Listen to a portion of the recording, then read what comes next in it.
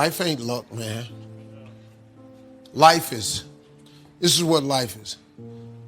Life is hard work, life is faith, and life is grace. If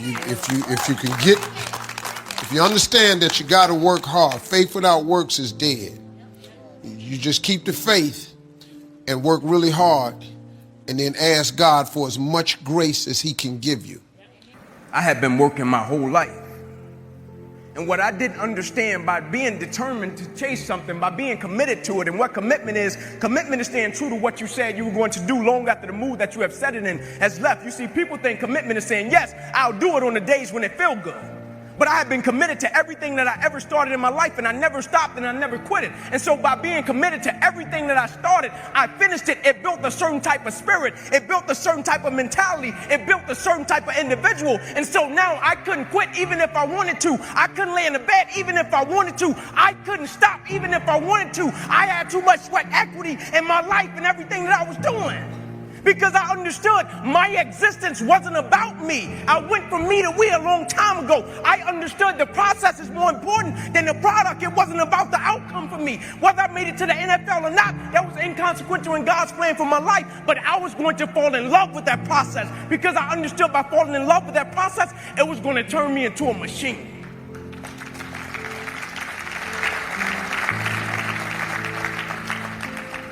You see, a lot of people need things to get motivated. A lot of people need a little extra money to get motivated. A lot of people need, whatever the case may be, a little bonus to get motivated. I don't need anything but breath in my body and life. You see, the thing we have to understand about everything that we're a part of, first and foremost, it's a blessing by God. And when it's a blessing, you can't help but to give everything you got to it. My life got saved. I got spared my life. Almost died. The doctor came to me on the field. He was on one knee and he grabbed my wrist and he said, son, you don't have a pulse. I don't even know how you're still living.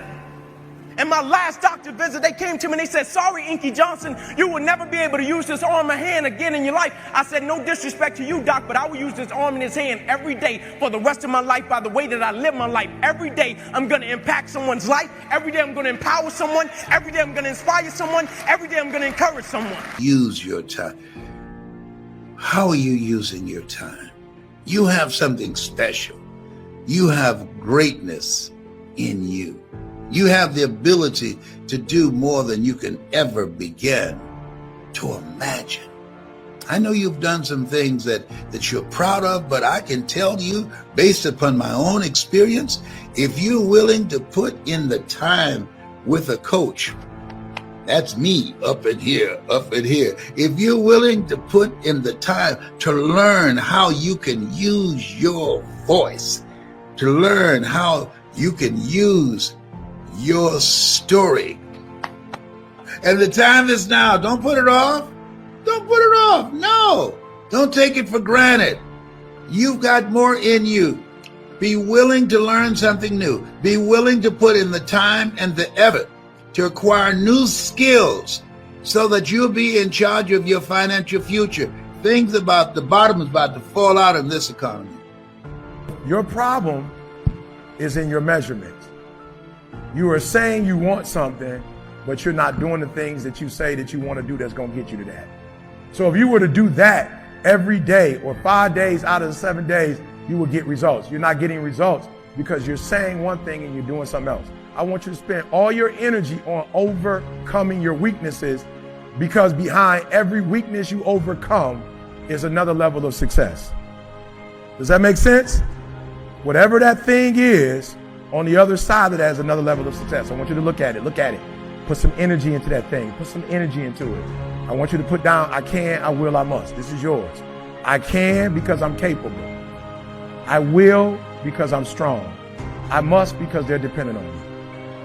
Write it down. Don't you sit here and act like you've reached all your level of success. No, you have not.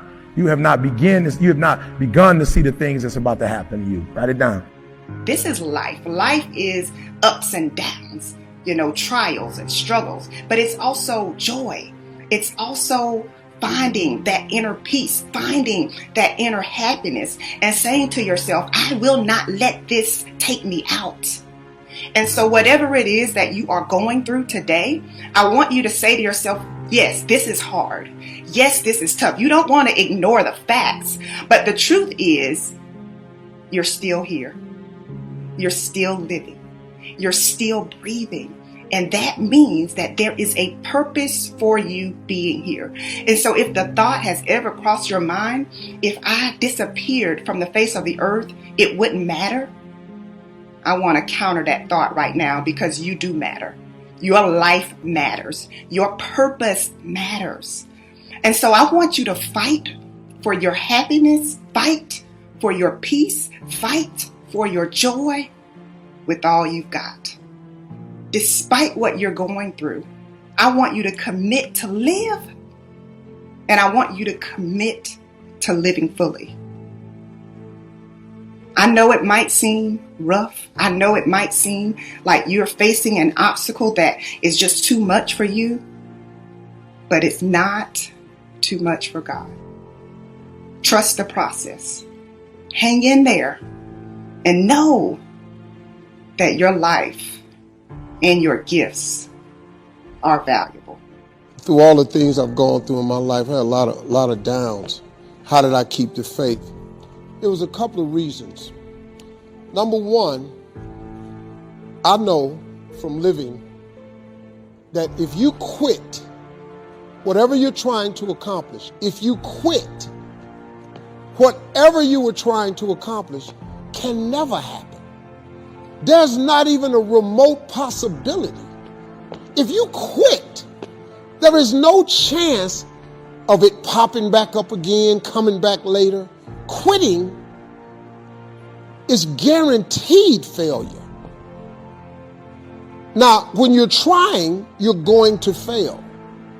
But quitting, just stopping, that was the number one thing I understood. And then number two, you have to make sure that your dreams, your aspirations and goals are so big that not accomplishing them is not an option. It's just not an option. You have to want something so big that it wakes you up in the middle of the night. You have to want something so big that you think about it all the time. You have to want something so big that it drives you to wake up when you don't want to. It keeps you up at night when you long been sleepy. It makes you show up, do things you wouldn't normally do. It requires extra. If you want to be extraordinary and not ordinary, if you want to be ordinary, live your life. But if you want to be extraordinary, you have to be extra.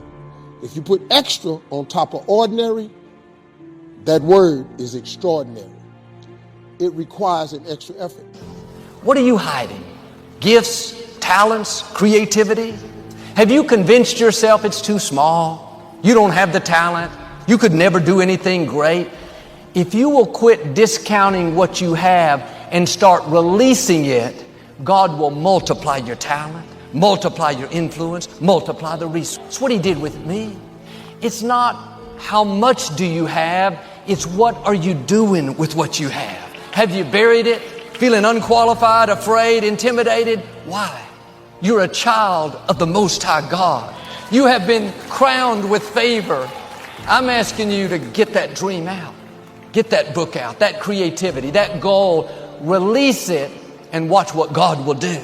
He'll take you where you could not go on your own. He'll exceed your expectations. The only thing that counts in life are results, not reasons of why you didn't do it, but results. That's the only thing that counts. And we are capable of producing results. That's it. That's the bottom line. Are you willing to honor your commitment to do that? What are you willing to do? How many floors are you willing to mop? How many shoes are you willing to shine? How many phone calls are you willing to make? How many sales are you willing to make? How many jobs are you willing to hold? How much service are you willing to provide? That most people don't keep their commitments. They are not willing to be a no matter what person. That I'm going to make this happen no matter what. Most people use escape routes for themselves. Most people have something that they could point to justify why they haven't produced the results. Some reason. Well, people weren't buying. Or the economy is soft. Somebody somewhere is buying. Somebody somewhere is spending some money. So as we begin to look at where we are, every time when I was working on developing my dream, and I knew that I had to do something, that I had to do it, I was always able to pull it out.